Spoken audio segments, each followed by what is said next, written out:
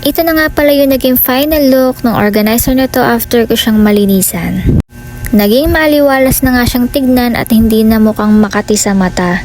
Sa mga hindi pa nakakaalam guys, almost 1 year na sa akin itong organizer na to at napakalaking tulong talaga sa akin na magkaroon ng bagay nito kasi dito ko na lang nilalagay yung essentials ni baby. Katulad na lang ng diaper, wipes at tissue. Yung mga ibang gamit naman nilagay ko sa ilalim lalo na yung mga pang cleaning purposes. Magaan pero matibay siya dahil gawa siya sa plastic material. Hindi rin siya lumulundo kahit lagyan mo pa ng mabigat. Available din siya 2 layers up to 5 layers.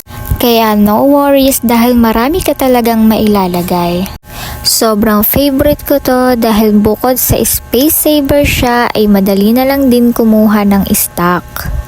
Hindi ka na rin mahihirapan pang ilipat-lipat ng pwesto dahil meron na siyang 4 wheels included na pwede nyong ikabit sa baba. At huwag kayong mag-alala dahil meron namang lock ang mga gulong niya.